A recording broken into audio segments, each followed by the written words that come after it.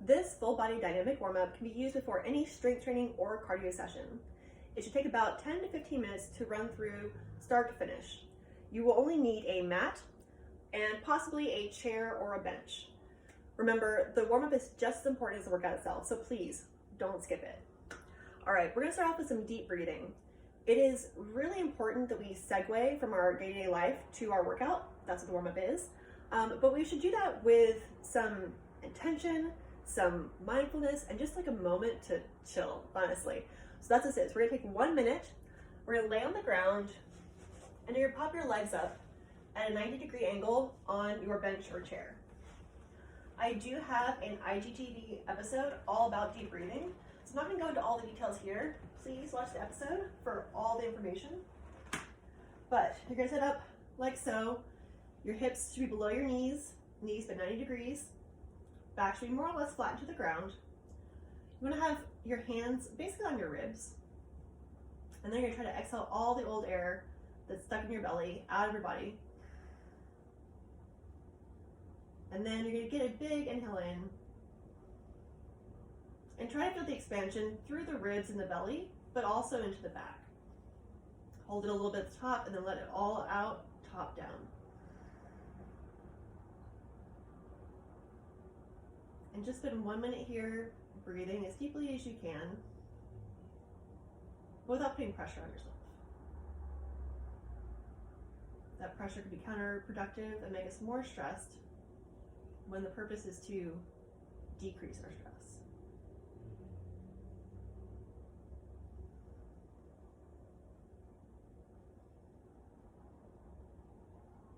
If you're first starting out with your deep breathing practice, just focus on awareness. How does it feel? Where is it challenging? Where does it feel like the breath is stuck? Does it feel like your breathing patterns are a little bit off, perhaps? It's very common. Just bring awareness to it. No judgment. As with any other practice, it will take time and consistency to make improvements.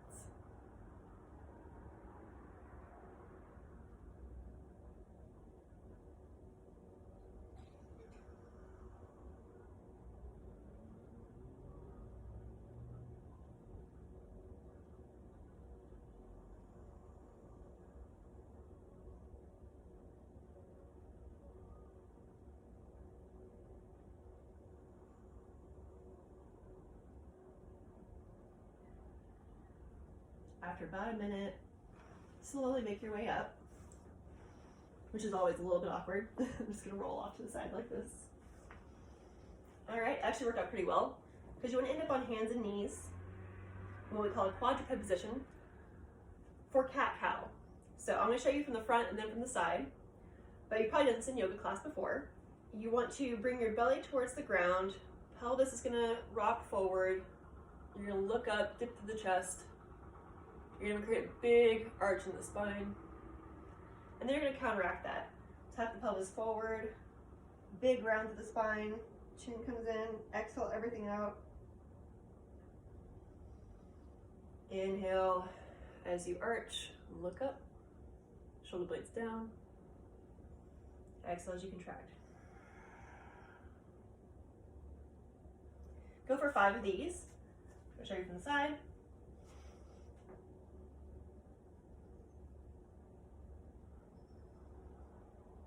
And you're trying to articulate through each vertebrae. So take your time with it.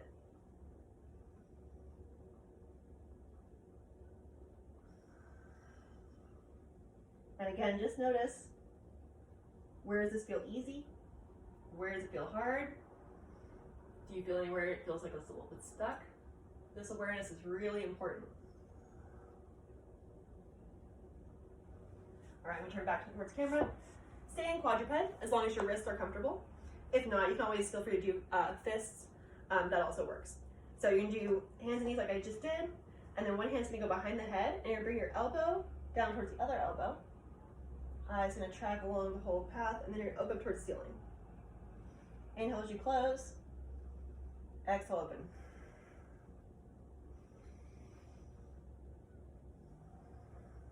Ten reps per side. And then we're gonna hold for 10 seconds on that 10th and final rep.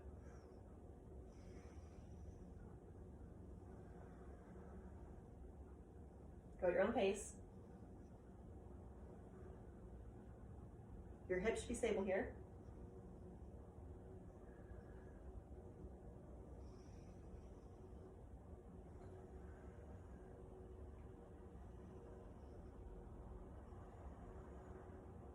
Last one here. And then what you're gonna do is you're gonna loop it through this window right here, as if you're gonna touch something that's kind of far away. Rest your head on the ground, press through this palm, so you can get a little bit more of a stretch in the shoulder and the thoracic spine, the mid-back, and stay here for 10 seconds. Breathe deeply. Full inhales, full exhales.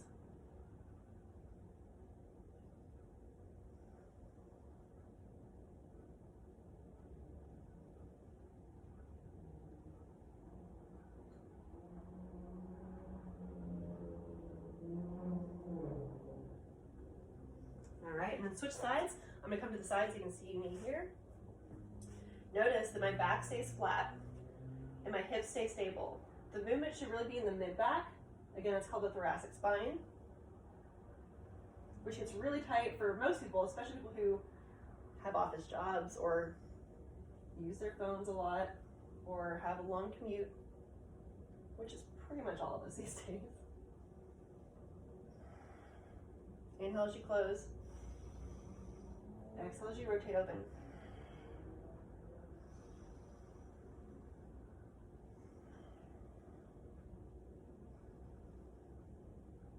Again, 10 per side, plus a 10-second hold at the very bottom, at the very end.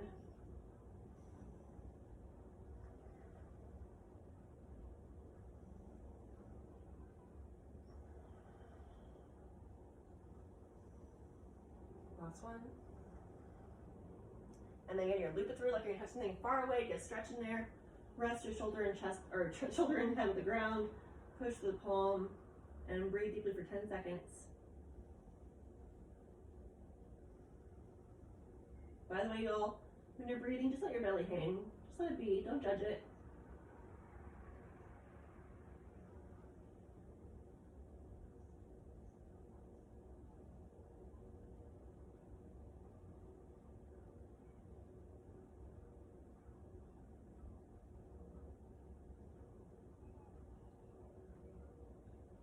All right, get up, slowly. All right, we're gonna move into the hip flow, more lower body now, first thing upper body. So you're gonna start from what's called a half kneeling stance, meaning one knee is down, one knee is bent 90 degrees. Make sure this foot is planted, big toe, little toe, heel. Don't let your toes go dancing, okay, it's really important. Then you're gonna tuck your pelvis backward, so bring it back, squeeze your glute on the down leg, so on this case on the left side. Hands go behind the head, squeeze your shoulder blades back and together, and then you're going to squeeze that glute as you lean forward, right here. Relax it, come back. Squeeze, lean forward, relax, come back. You do 5 to 10 reps here. I'm gonna start with 5 just for today. As you progress, you may wish to have more. I'm gonna show you the side when we do the other side. Okay, so this is the 5th rep. So the 5th rep, you're gonna hold for 10 seconds. Just squeeze, squeeze, squeeze that glute. Super tight, shoulder blades back and together. Breathe. Leaning forward and squeezing, squeezing, squeezing the glute. You should feel in the front of the hip right here. And relax. All right, next phase of the hip flow. You're gonna bring your forearm down towards the instep of the foot right here. Opposite palm will be down. And then you're gonna reach up and look up. So you want to think about bringing a stretch between your shoulder blades here, so you're reaching up toward the ceiling and pressing down with the opposite palm. Come back down, get as low as you can, whatever that means for you. You should feel it in the hamstring and the groin. Inhale, exhale. Gonna do 5 here as well. And on the 5th one, you guessed it, we're gonna hold here for 10 seconds. And while you're holding, try to stay relaxed. It's actually a really big part of flexibility and mobility is learning to relax into it. That said, only go as far as you can. Don't go further than necessary.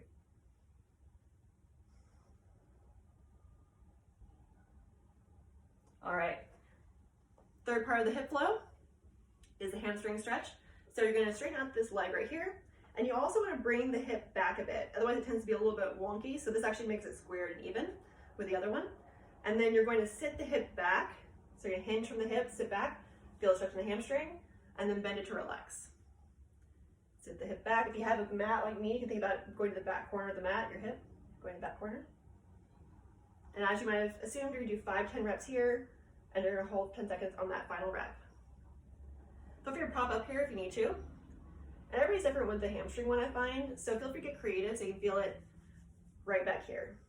And again, we're going to hold for 10.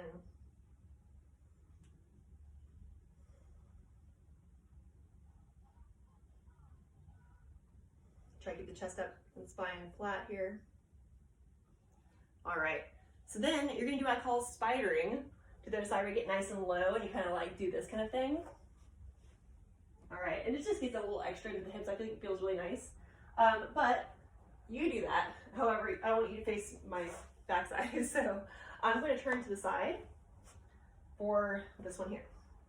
All right, so opposite side, same 3 movements, same idea. So starting with a half kneeling stance again. This is what it looks like from the side. You're going to tuck the pelvis this way. So hip bones go backward. See that? Hands go behind the head. Then you're going to lean your whole body forward while squeezing this glute. All right, for 5. Now, what I see often that you don't want to do is one of these things. Or get this big arch in the spine. No, don't do that. It defeats the purpose. So again, pelvis tucked, squeeze glute, lean forward. Whole body moves together as one unit. So you're contracting at the front and squeezing, and relaxing at the back. And on that last rep, you're gonna hold for 10, keep tucking that pelvis, keep squeezing the glute, shoulder blades back and together, and breathing.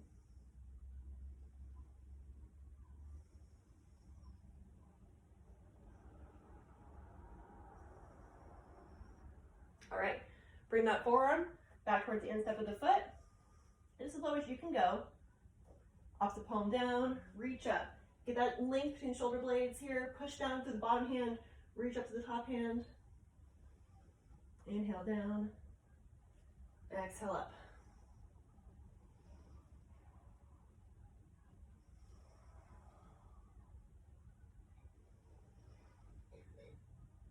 Try to get a little bit further with each rep if you can, even if it's like minuscule amounts.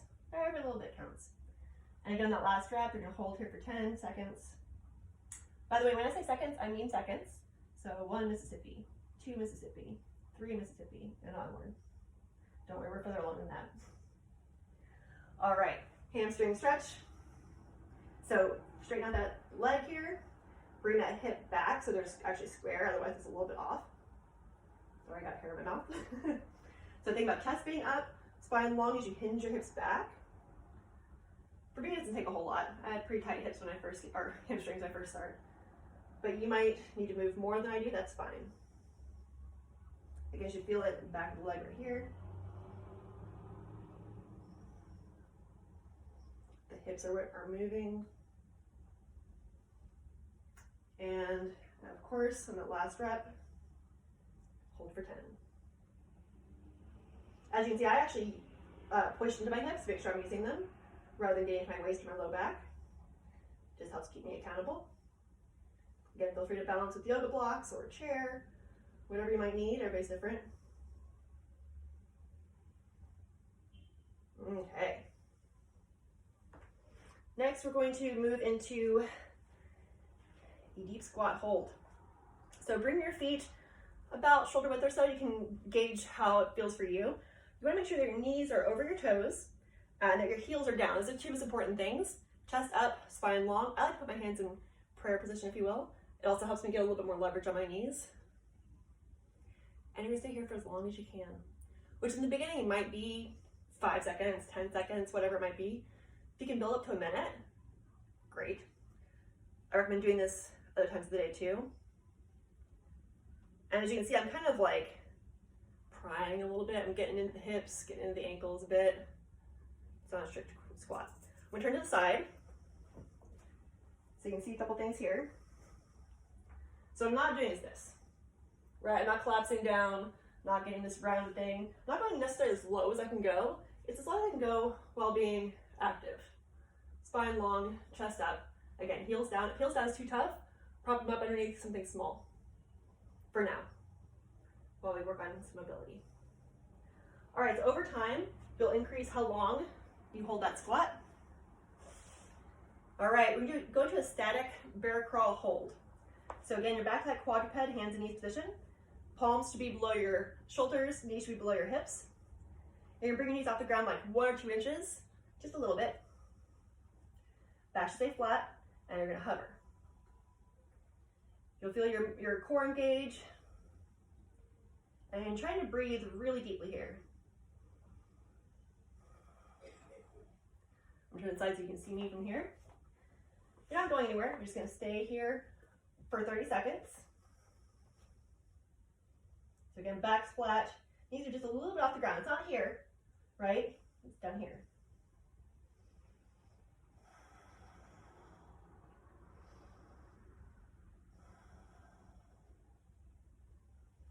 Okay, granted, I didn't time any of that, but you're gonna do about 30 seconds of the static bear crawl hold. And then you're gonna move into 1 minute of cardio. So it could be jump rope, it could be jumping jacks, running in place, actual running, rowing, anything you want for 1 minute. However, the key is keep it light. So on a scale of 1 to 10, 1 being a very leisurely walk, 10 being a sprint, think about a 3. So pretty low key. Not trying to break a sweat, just getting the blood to flow through the body and finish off the warm up. And there you have it, your warm up of the month.